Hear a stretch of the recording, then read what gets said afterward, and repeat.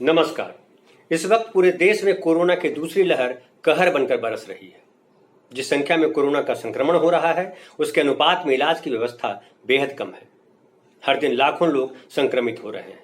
संक्रमण तेजी से बढ़ता जा रहा है और उसकी तुलना में अस्पताल बेहद कम है। इस वजह से पूरे देश के अस्पतालों में बेड और ऑक्सीजन नहीं मिलने को लेकर हाहाकार मचा है।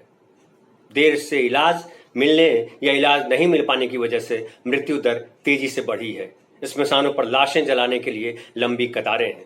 ऐसे में सरकार ने तेजी से वैक्सीन अभियान चलाकर कोरोना पर नियंत्रण पाने का जो प्लान बनाया था वो खटाई में पड़ता दिख रहा है। 1 मई से सरकार ने देश भर में 18 साल तक के युवाओं को भी टीकाकरण अभियान में शामिल करने की घोषणा की थी। लेकिन युवाओं को टीका देने की बात तो दूर, जिन्हें एक टीका लग चुका है उन्हें दूसरा टीका कब और कैसे लगेगा, इसी पर प्रश्न चिन्ह लग गया है। क्योंकि वैक्सीन बनाने वाली कंपनी सीरम इंस्टीट्यूट के मालिक अदर पूनावाला 1 मई को परिवार सहित लंदन भाग लिए। लंदन से पूनावाला ने मीडिया को बयान दिया कि कोविड-19 की वैक्सीन की आपूर्ति बढ़ाने को लेकर मेरे ऊपर भारी दबाव है। देश के लोगों को समय पर टीका मिले, इसकी सारी जिम्मेदारी मेरे माथे पर आ गिरी है, जबकि यह काम अकेले मेरे वश का नहीं है।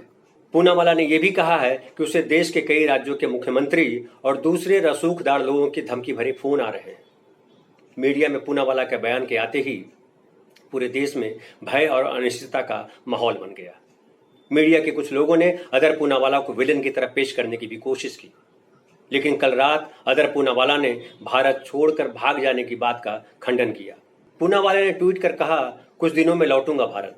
उन्होंने आगे लिखा है, ब्रिटेन में अपने सभी साझेदारों और शेयरधारकों के साथ शानदार बैठक हुई और यह बताते हुए मुझे खुशी हो रही है कि पुणे में कोविशील्ड का उत्पादन पूरे जोर से चल रहा है और कुछ दिनों में लौटने पर मैं काम की समीक्षा करने के लिए उत्साहित हूँ। इस बीच भारत सरकार के अधिकारियों ने भी कहा है कि खतरों को देखते हुए पूनावाला को सुरक्षा दी गई है। उन्हें वाई कैटेगरी की सुरक्षा प्रदान की गई है।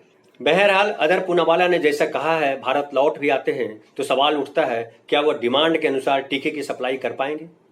पिछले साल के सितंबर महीने में अदर पूनावाला ने एक सवाल किया था, क्या सरकार के पास कोविड-19 वैक्सीन पर खर्च करने के लिए 80,000 करोड़ रुपए हैं? सरकार इस पर मौन थी और आज भी मौन है। हालत यह है कि केंद्र सरकार जो कल तक पूरे देश को मुफ्त टीका देने की बात कर रही थी, अब बोझ राज्य सरकारों के माथे पर डालकर बचने का रास्ता ढूंढ रही है। इस बीच सीरम इंस्टीट्यूट से वैक्सीन की नई दर भी सामने आई। केंद्र सरकार को 150 रुपए में, राज्य सरकारों को 400 रुपए में और निजी अस्पतालों को 600 रुपए में टीका देने की बात कही गई।